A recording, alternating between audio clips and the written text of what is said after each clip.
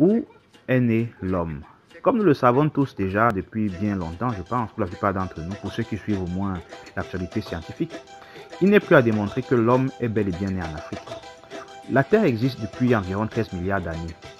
Et jusqu'à il y a 65 millions d'années, la Terre a été, n'est-ce pas, dominée par les dinosaures. Suite à, n'est-ce pas, l'entrée d'un astéroïde sur la Terre, ou alors, comme certains disent, il y a eu une éruption volcanique dans les Philippines qui a causé l'extinction des dinosaures. Et c'est juste, il y a quelques 10 millions d'années, on estime qu'il y a un primate qui a pu, n'est-ce pas, donner naissance au chimpanzé. Et, n'est-ce pas, ce chimpanzé se distinguait légèrement des autres singes parce qu'il avait un menton bien défini.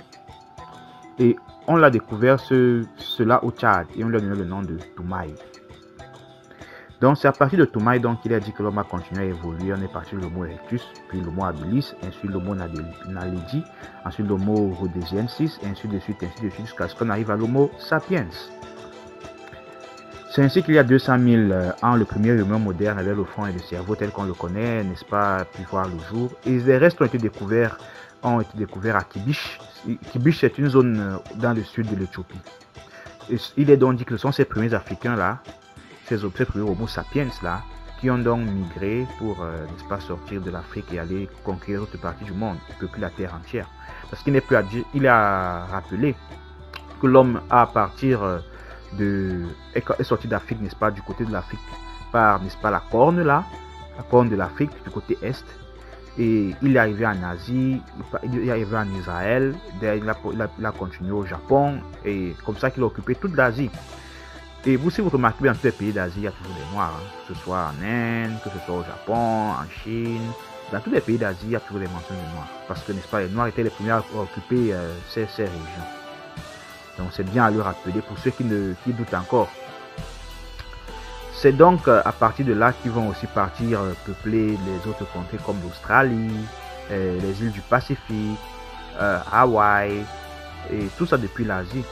Il est aussi bon de dire que les ancêtres des Amérindiens, parce qu'il faut dire que lorsque l'homme noir sort de l'Afrique du côté est, d'autres hommes aussi sortent de l'Afrique du côté ouest.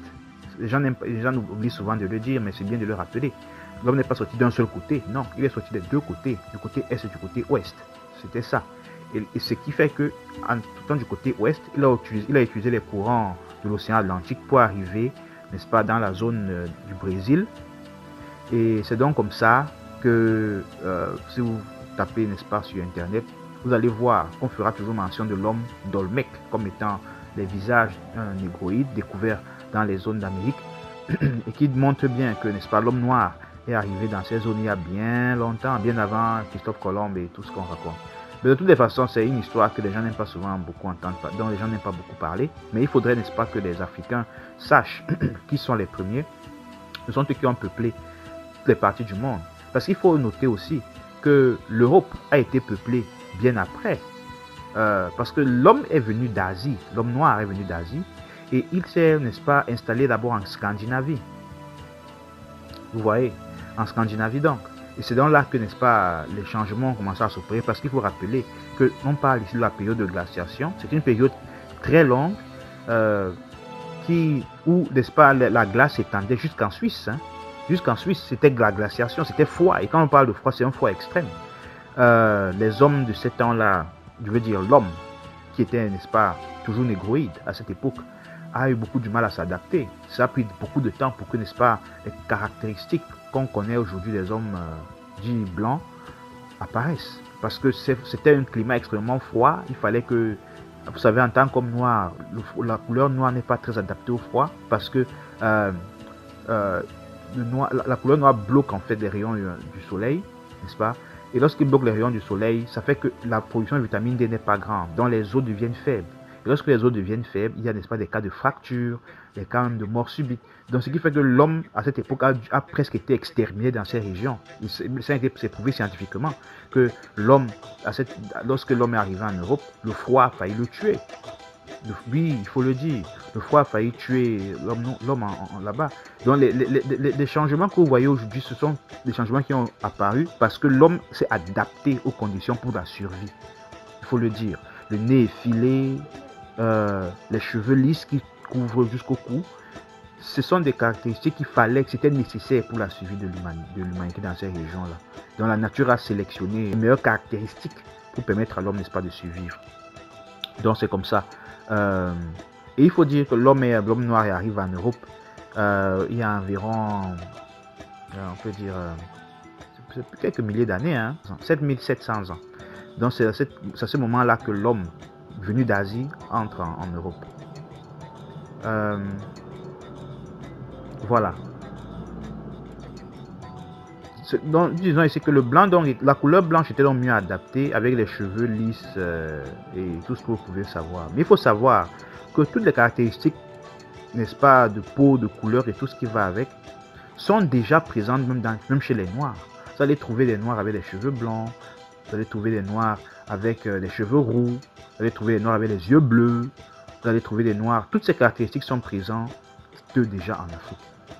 Seulement, là-bas en Europe, ces caractéristiques ont été sélectionnées pour permettre à l'humanité de survivre. Donc ce n'est pas que peut-être nous sommes des peuples différents ou des races, non, c'est l'homme, c'est le même. Seulement, ces caractéristiques ont été, n'est-ce pas, mis en exergue par, n'est-ce pas, disons la nature, pour permettre à l'humanité de survivre. Donc il ne faut pas que les gens continuent à véhiculer des mensonges. Et je vous rappelle qu'en Afrique, on rencontre même aussi des femmes aux cheveux lisses. Hein. Beaucoup de personnes ne le savent pas. Il y a des femmes en Afrique qui ont des cheveux lisses. Oui, lisses comme les Occidentaux et les Blancs. Donc, il faut savoir de quoi est-ce qu'on parle ici. Voilà. Sinon, je pense que c'est bon pour cette première communication. Nous reparlerons des sujets beaucoup plus importants encore dans nos prochaines vidéos. Je vous demande, je vous exhorte, n'est-ce pas, de rester connecté à ma chaîne et n'est-ce pas de partager. Merci beaucoup et à plus tard.